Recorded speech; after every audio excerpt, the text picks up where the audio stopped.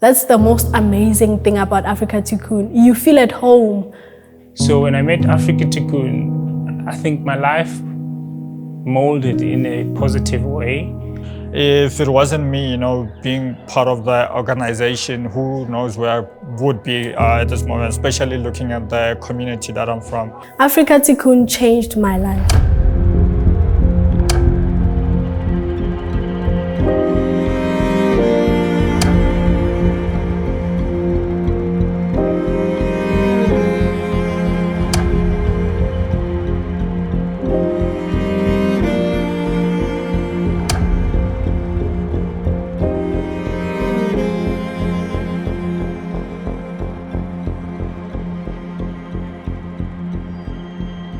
Tikkun started 30 years ago, and the original founders was Bertie Lubner and Chief Rabbi Harris. My dad was launching this initiative called My Afrika Tikkun.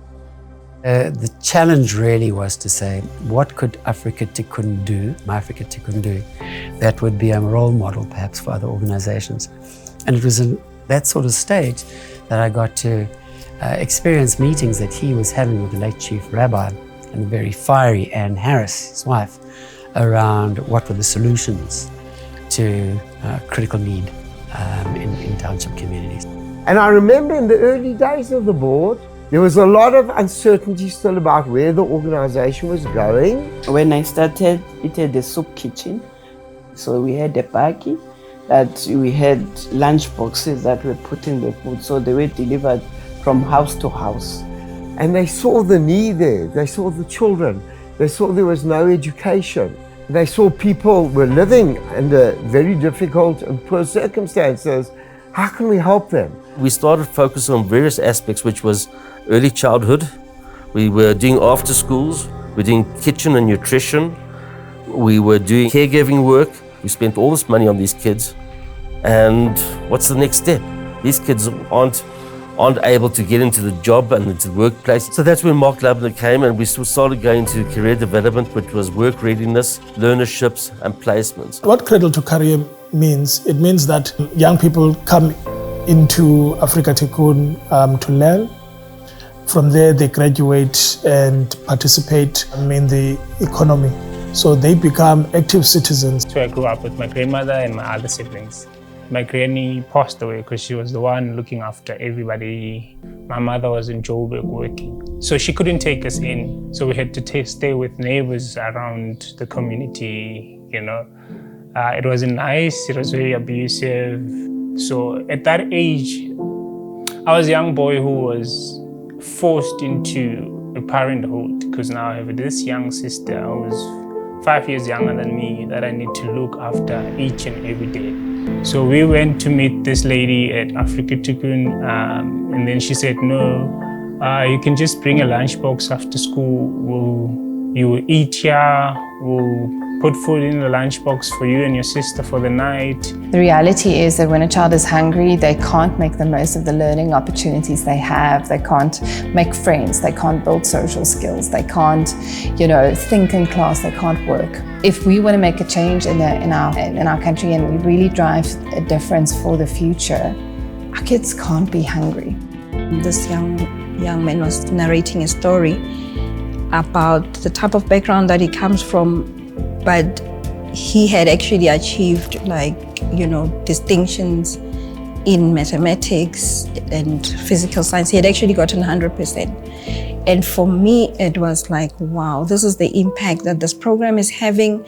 So it's more than just supporting an education program. It's actually, you're actually changing somebody's life. But I think with Afrika Tikkun, we found our real partner, and one that we've now had for 20 years, because we could see that the money was going to good use. Strong partnerships can serve you in times of need. And I remember, just the millions of meals that we were able to get into communities as a result of this partnership. So Afrika Tikkun, I often say this, has existed because people have enabled us to be their hands and feet. We're one of the best social enterprises in South Africa. We are one of the organizations that create the most jobs that run the most preschools or early childhood development centers, that run one of the best after-school support programs, etc., holistic programs that look at children end to end as they develop into young adults. We couldn't have done that without partnerships. I had problems with my father growing up. He was that one person who would come and go as he pleases. So he would come and you think that now you are stable, he's here to provide for you, and then he just ups and goes. That one day you never see him again. Afrika Tikkun gave me energy, they gave me oomph. This space, it changes you because you can't be here and be depressed. That never happens. Everyone is happy, everyone will talk to you. I first got involved with Afrika Tikkun, obviously, back nearly 30 years ago, soon after the organization had been formed. And I remember Bertie, we were on a plane actually in Europe. Bertie was telling me about the incredible work that was going on and about how a young girl had been saved, literally, her life had been saved by the work of Afrika Tikkun. She was an AIDS orphan.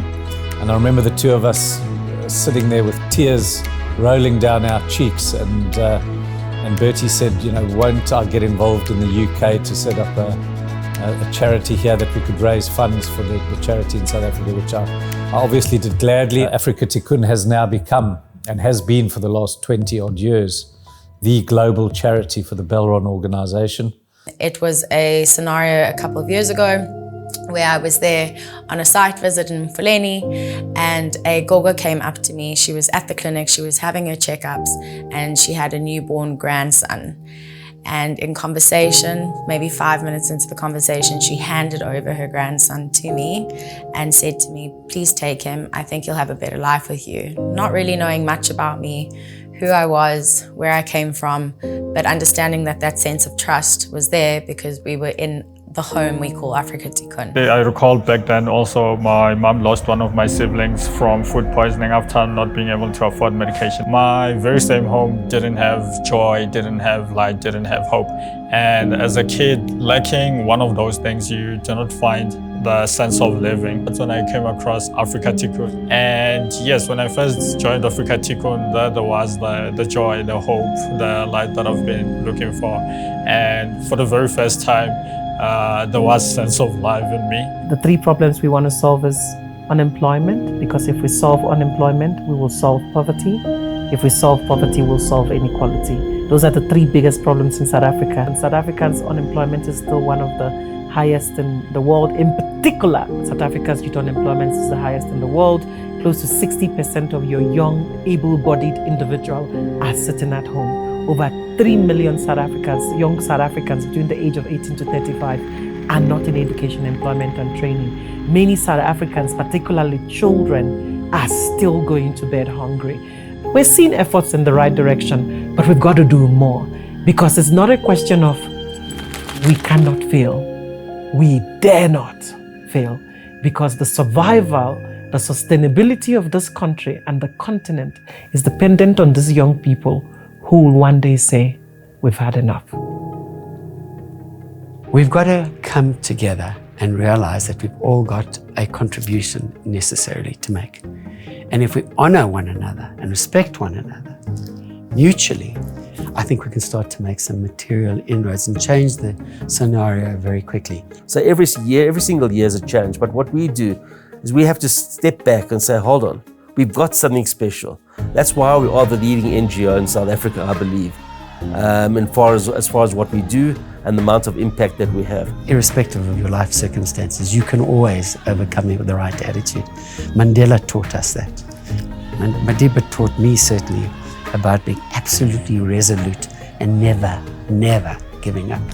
One of the first moments in Afrika Tikkun that shook my heart, and I saw hundreds, if not close to 1,000 young people dancing, celebrating who we are and what we're achieving. I saw the movement. When we talk about we want to create a movement for change, I saw it. My life was stagnant. So coming into Afrika Tikkun, I got the power and the energy to work into building my future. If it really wasn't for them, don't know. I can't imagine where I would be, because that was my safe place. That's what the place is. Such positivity.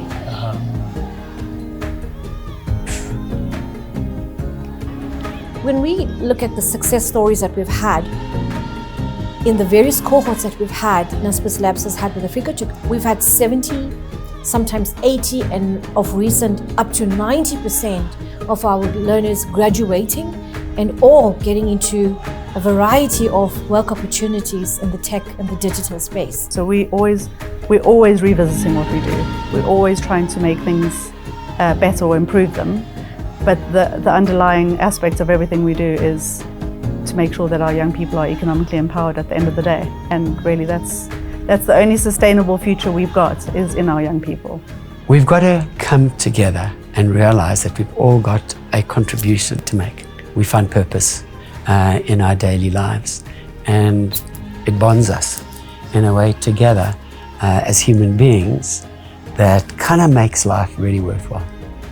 Of looking and taking care of the young people, to me, is so fulfilling, because kids come in here. They don't have to worry about, getting something into their stomach. They don't have to worry about that.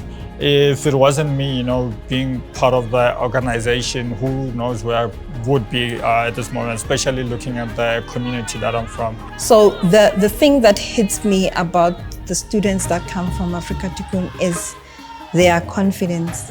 They are exceptionally confident and they are articulate. It does not end with us. In Zulu we say, umuntu ngumuntu ngabantu. A person is a person because of others. And that's why Afrika Tikkun as a family for me is just phenomenal. We really need to make a difference, and if we want to, it's possible. So I challenge the next generation to join me and to join Afrika Tikkun as the catalyst for change. It just takes a group of people to help them shine.